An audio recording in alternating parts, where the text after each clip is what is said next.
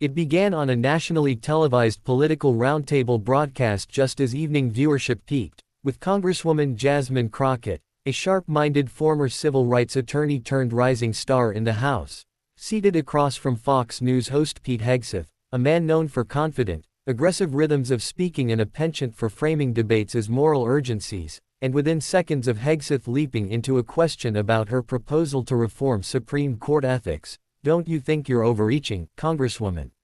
Your bill sets dangerous precedents and politicizes the court." Crockett leaned forward, her voice calm but firm, and over the next 36 seconds she expertly dismantled his premise, beginning with a measured recounting of recent ethical controversies surrounding high court justices, then pivoting to the constitutional scope Congress has under Article 1 to legislate judicial oversight, before landing a series of interlocking truths about American democracy and accountability that left Hegseth momentarily mute. "Congress has a solemn duty to ensure no branch operates above the rule of law," she said crisply, contrasting timeline of unchecked judicial gifts with real families going bankrupt under student debt. Hegseth opened his mouth to interrupt, but she returned to her narrative, reminding viewers calmly that if citizens lose trust in an unaccountable court, the entire system fractures, and then delivered the finishing blow. "This isn't politics, it's preservation of the republic," paused for effect, and the panel went silent, the audience frozen as even Hegseth looked off camera, clearly startled, before the camera cut away to a break. In that clipped moment, Crockett had done more than defend her ethics bill. She had seized the narrative, refocused the frame from partisan spin to institutional survival, and in doing so delivered a rare moment of intellectual clarity on cable news, and the clip went viral within the hour. Millions watched her dismantle Hegseth's framing with an economy of words that pierced through the usual echo chamber, sparking an immediate wave of social media praise from across the spectrum. Liberals calling her the truth answer we're starving for, thoughtful conservatives applauding her command of law and civics, and independent journalists tweeting lines like, "That was 36 seconds of pure statesmanship." Pundits gushed on Twitter that evening claiming it felt like civic poetry, while think tank analysts circulated full transcripts to argue that this could be the moment her ethics reform gained real traction in Congress. Even high school teachers logged into the broadcast to capture the clip live, adding it to civics lesson plans the next day as an example of constitutional advocacy under pressure. Meanwhile, Hegseth scrambled in post-show commentary, insisting Crockett had spun the facts, and accusing her of grandstanding. But his talking points fell flat, the moment had already crystallized.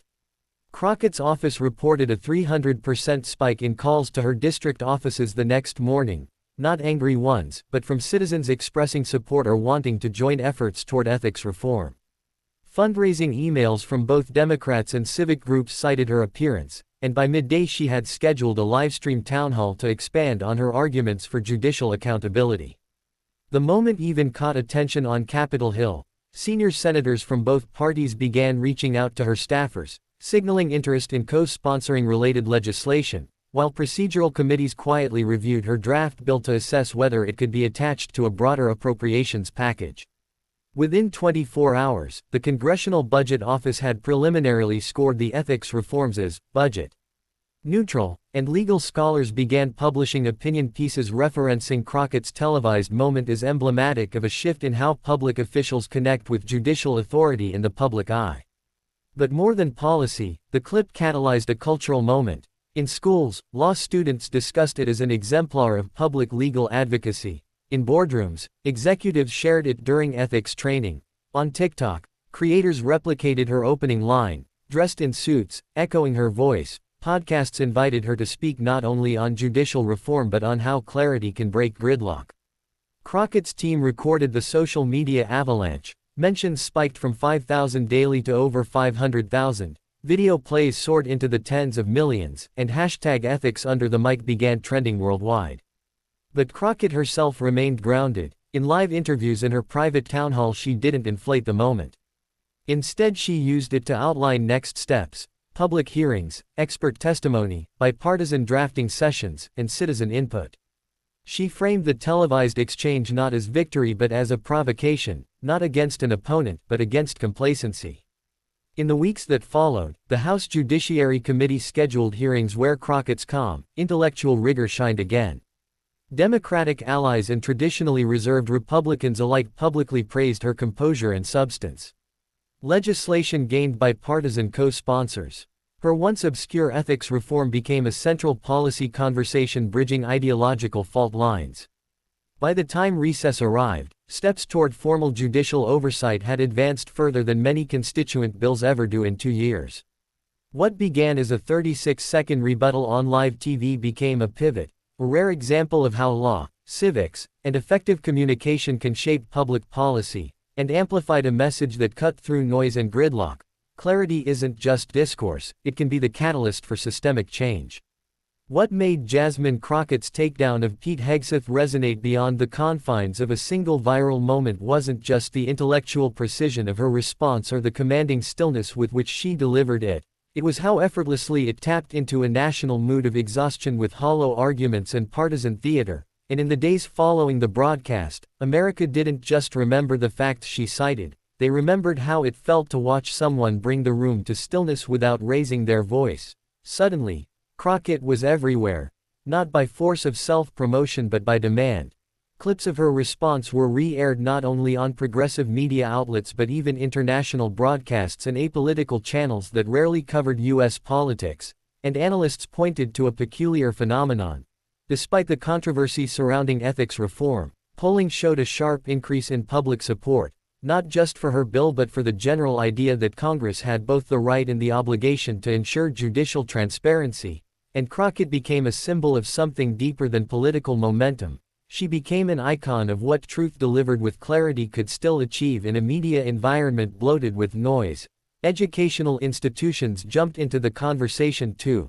Professors of media literacy, law, and communications began deconstructing her 36-second delivery for students, parsing her rhetorical pacing, body language, and syntactical framing like it was courtroom strategy, and in a way, it was. She had weaponized clarity not as a blunt tool, but as a surgical instrument, refusing to entertain false equivalence, cutting through narrative distortion with the confidence of someone who knew the Constitution not from textbooks but from lived defense of it in courtrooms long before she reached Congress. Even conservative voters, according to independent polling, admitted to admiring her composure and factual grasp.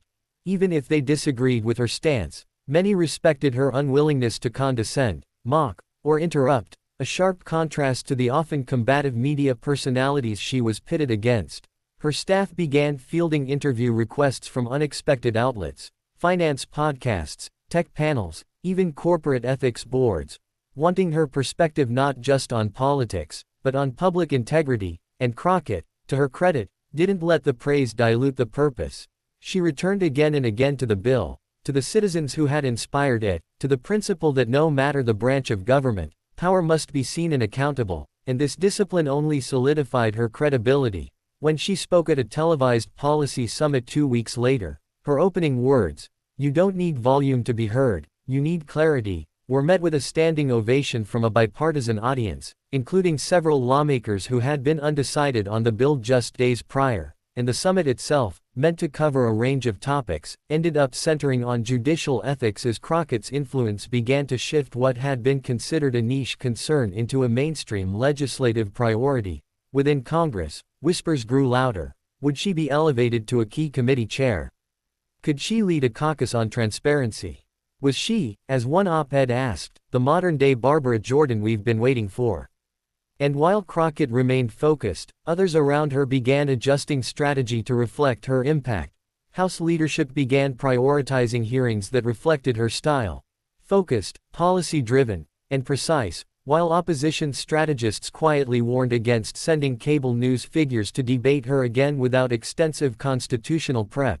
Meanwhile, Crockett's district swelled with pride, and constituents from across Texas, many of whom had never imagined their representative would make global headlines, began organizing teach-ins and civic forums inspired by her example, creating a wave of local activism that mirrored the national attention.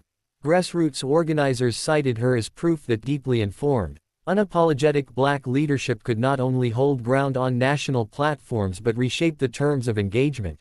And her example was repeatedly lifted up by educators teaching young girls how to command space without shouting, how to speak with presence, not performance. Even Crockett's political adversaries began tempering their tone, realizing that trying to rattle her would only highlight her strength, and this new political dynamic, where knowledge was finally gaining airtime over theatrics, began to subtly shift how other representatives approached media appearances, with more rehearsing policy over punchlines, more framing arguments in the language of law rather than outrage. And Crockett, ever strategic, used the moment not to settle scores or score points, but to invite others into the fold. She launched a multi-city listening tour, bringing legal scholars, ethics experts, and ordinary citizens into town halls to gather input and refine her legislation even further, ensuring the bill wasn't just passed, but anchored in the lived experiences of the people who demanded it. And so, what began as a single 36-second statement evolved into something more profound.